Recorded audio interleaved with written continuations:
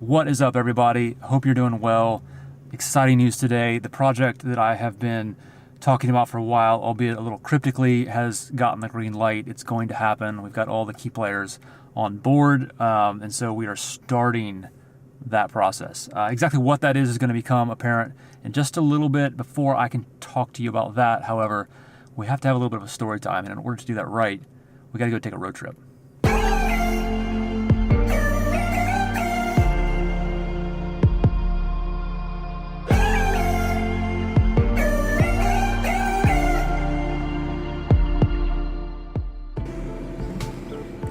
This behind me is Corning, Ohio, and this is where our story starts.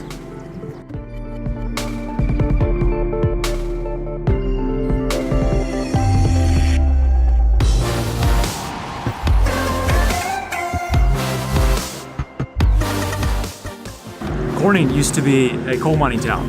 It and a number of little towns in the area were known together as the cities of black diamonds, and 100 years ago, this place was booming. And it was in 1904, 114 years ago, that a group of community leaders came together and decided that the people of the area needed a bank. They needed a financial institution to come alongside them and support them in all the things that they're doing in their business and their personal lives. Having been founded in 1904, that means that the bank has been here for quite a few years, and it's seen its fair share of ups and downs. Perhaps the biggest down, of course, was the Great Depression. When that happened, banks all over the country found themselves closing their doors. Depositors lost their money, people were out, lives were shattered, and you can imagine what that would do to a town like Corning.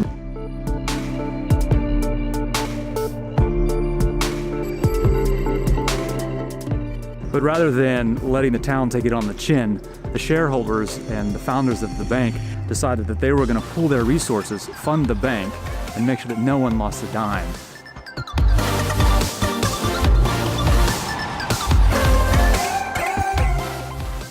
Right over my shoulder back here is what used to be the Bank of Corning.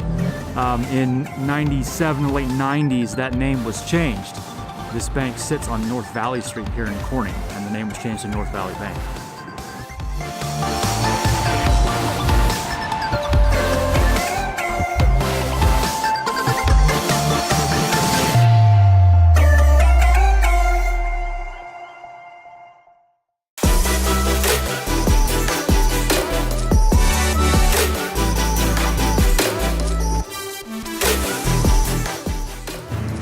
Behind me is what is now the main office for the bank.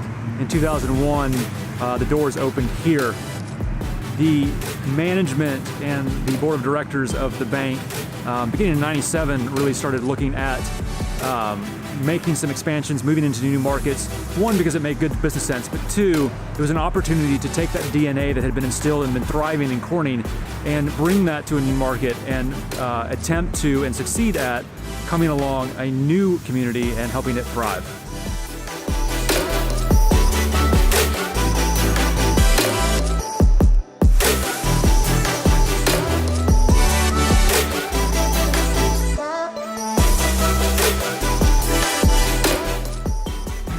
It's worth noting that this main office actually sits down south of South Zanesville.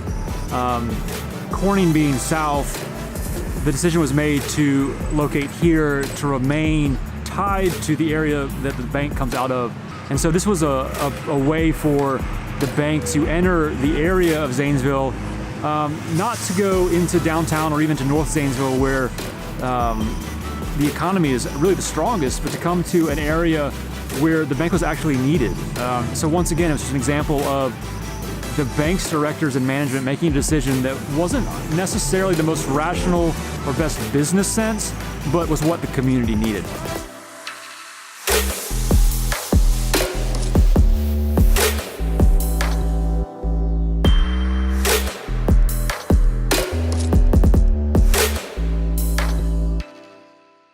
Welcome to Malta.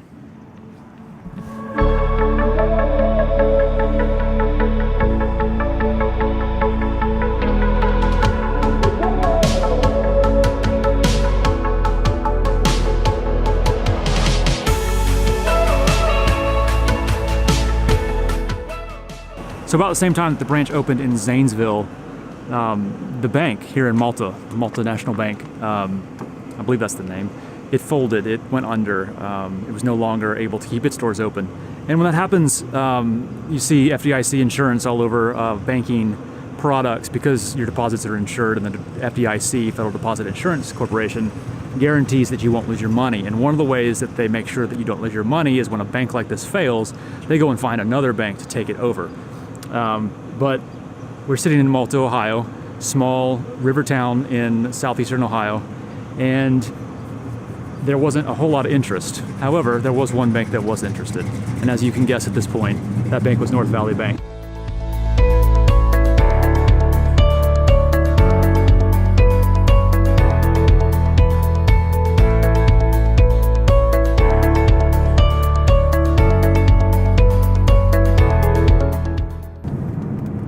Back on the road. This time we're headed to the lake.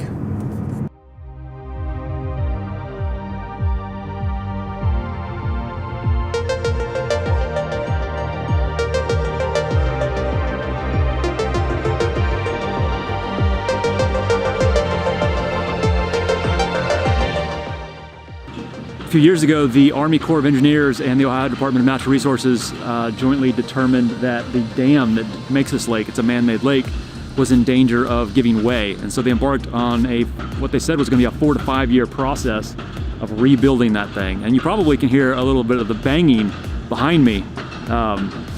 Over my shoulder are some of the pieces of heavy equipment that are still working on that. And if we flip back around the other way, you can see sort of roadway. That's part of the new dam that they've built. In order to do that, they had to drop the level of the lake. It's more like normal levels now, but for a long time it was really low and boats couldn't get on here. Buckeye Lake is a vacation spot. It's a place where people from Columbus and all over the state will come when the weather is good, get on the lake, have fun, boat, fish, and just spend time out here. And when the water level dropped and people couldn't get on the lake, there were actually just little channels that you could go through, and there was a speed limit, and it wasn't any fun, so people stopped coming. So businesses in the area were fearing the worst, and rightly so. If there's no people at the lake during the high tourist season, the businesses that rely on that are in trouble.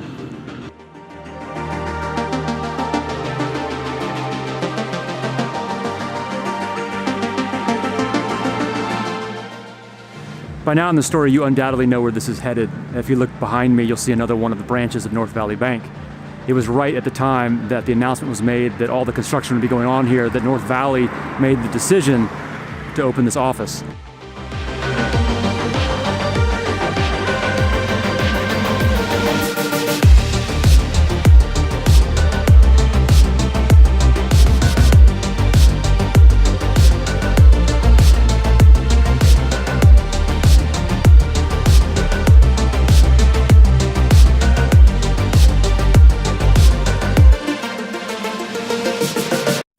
All right, so what in the world is all that really about?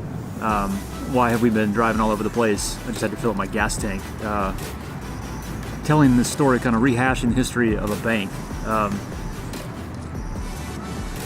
10 years ago, at least 10 years ago, Joey and I bought a coffee shop here in town. It's called the Job House. It was a small locally owned place that we took over. And we did that, one, because we wanted to own a business.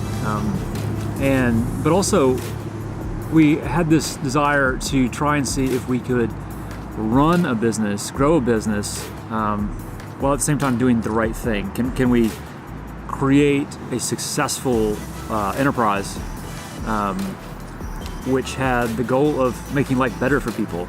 And in the 3 years that we ran that, we did a lot of really amazing things, which I'm not going to go into here, but had a lot of fun, met a lot of great people, made some friends for life. But at the end of the day, the business didn't survive. And that's the truth of the matter, that a business can't keep doing nice things if it can't stay in business. So there are always business decisions to be made, and in the end, the business decision to be made there was to actually walk away from it.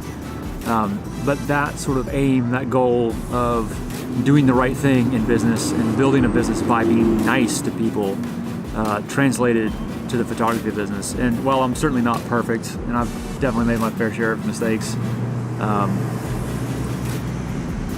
I've really tried to run that business in a way that helps people. I make money taking photographs of largely seniors as a portrait photographer, but I spend a lot of time photographing events and parts of people's lives and giving those away for free because it's just a nice thing to do. And it's actually worked out that you can build a business. I can build that business by being nice. So it's a nice thing to do. I enjoy doing it. I feel good about doing something nice for somebody.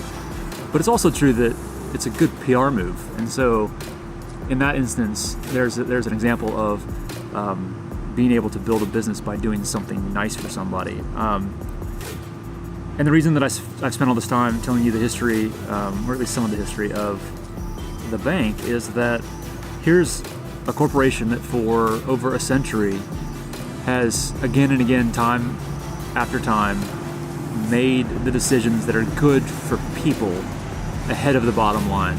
And of course, I'm sure there have been times when they've made some tough decisions because they need to stay in business or times are tough and they can't do everything they want to do. But I know of a number of major points in its history when it's gone ahead and put real dollars on the line to do a good thing.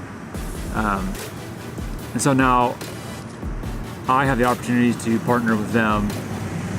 They're willing to put their dollars on the line once again and give stuff away. And in this case, it's hopefully going to be a lot of useful information that a lot of people don't know. And so whether you're a young adult just setting out, whether you're graduating, whether you're still in school, whether you have been at this business thing for a while, whether you own your own business, you're employed, whatever your life circumstance, the bank is willing to create this content and give it away to provide you as much information as possible to make better decisions for your life with no expectation of any return from you. That's an amazing thing, and that's an amazing statement for me to be able to make on behalf of a corporation. I mean, that's almost unheard of. And so I'm really excited about it. We'll see where it goes. But that's what's going on, and that's why I took the time to tell you about the bank, because I do believe that it's an organization that at the core of its DNA is all about helping the community that we're a part of. And so I'm excited to be able to do that with them.